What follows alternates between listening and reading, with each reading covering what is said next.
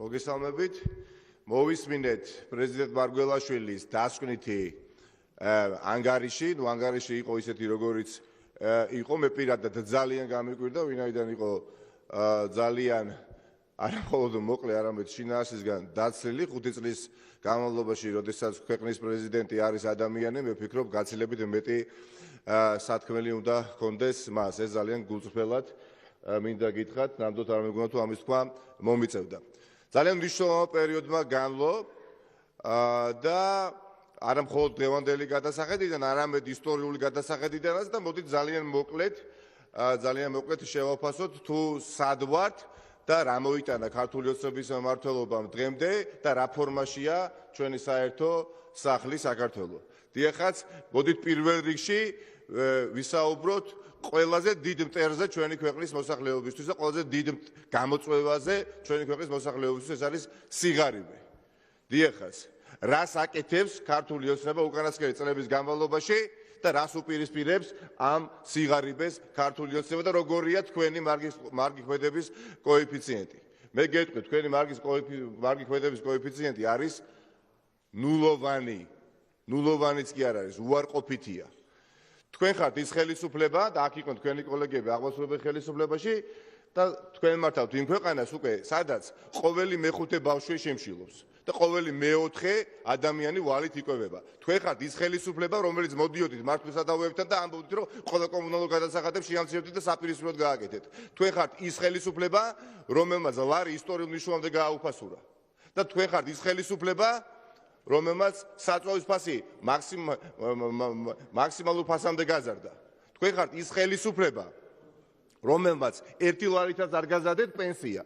1 ლარითაც არ გაზარდეთ პენსია, მილიარდელი პარტიის თავმჯდომარე ყავთ. დაპირება ქონდათ პენსიის გაზრდა მნიშვნელოვნად და ლარითაც აზრდით პენსიას, მაგრამ სამაგიეროდ რას აკეთებთ მთელი ქვეყნის მასშტაბით? ძალიან წარმატებით უზრდით მაღალჩინოსნებს, ხელფასებს 700-800 ლარით და თქვენც არ მომიკვდეთ საერთოდ არც კი ფიქრობთ. არც პენსიონერზე, არც ახალგაზრდაზე და არავიზე. თქვენ ხართ ის ხელისუფლება, რომლის ფარგლებში წამვლადაც ვერ იშოვით სამართლიან და ობიექტურად ჩატარებულ ერთ ტენდერსაც კი.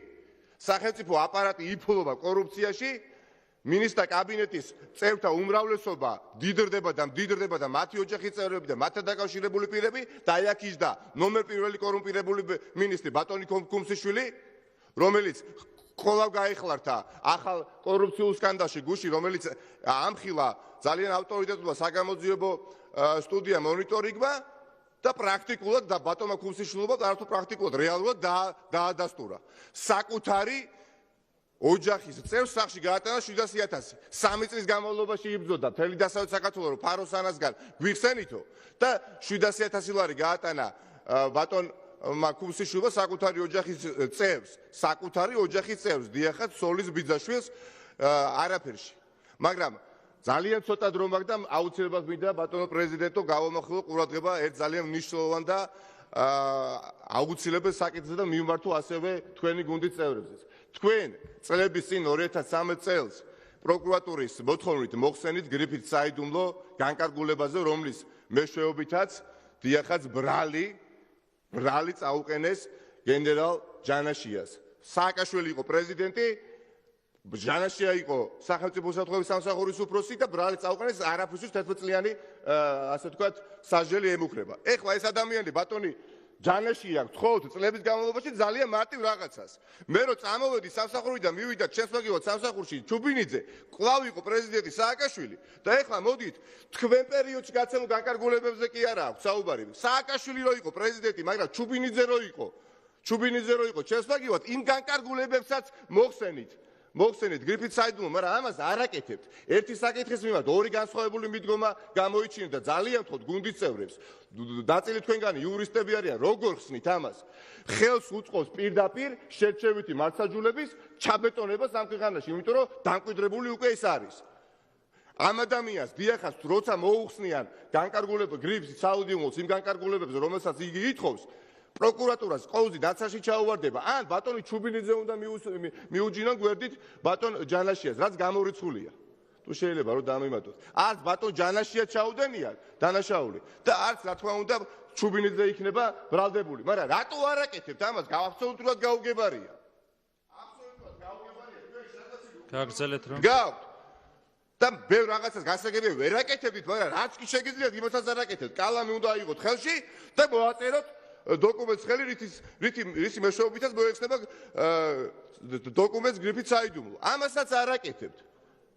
მე მეგონა მართლა მოხვედით აზრზე, გაიგეთ ვინ არის ბიძინა ივანიშვილი, გაიგეთ ვინ არის ქართული ოცნება და რა ვიხილეთ დღეს. რა ვიხილეთ? არც ერთი სიტყვა სასამართლოზე, არც ერთი სიტყვა იმ სასამართლოზე, სადაც თავიდან ბოლომდე ყველა მოსამართლე არის დამონებული აღმასრულებელ ხელისუფლებას. დიახაც, არ ჩვენი ხელისუფლების დროს 1:30 წუთით თუ დაასრულებინეთ. ხელისუფლების ყველაზე დიდი შეცდომა იყო, რა თქმა უნდა, სასამართლო და არ იყო დამოუკიდებელი და ვინც ამას იტყვის. რა თქმა უნდა, შეგიძლიათ ძალიან მწვავედ გააკეთიკოთ, მაგრამ მოდი დავსვათ კითხვა და დავაკვირდეთ, სად არიან ის მოსამართლეები, რომლებიც უსიტყვოდ ასრულებდნენ უკანონო დავალებებს. დააწინაურეს ეს მოსამართლეები და რეალურად დღეს კლანურად მართავენ სასამართლოს. და ერთ სიტყვასაც არ ამბობ, როდესაც ქვეყანაში პოლიტპატიმრები არიან, რაც სტრასბურგს დაადასტურა. როდესაც დეკანოზი მამალაძე არსებობს ქვეყანაში, ერთ სიტყვასაც არ ამბობთ და არ საუბრობთ სასამართლო სისტემაზე თქვენს ანგარიში. დიახაც, მე ვთქვი,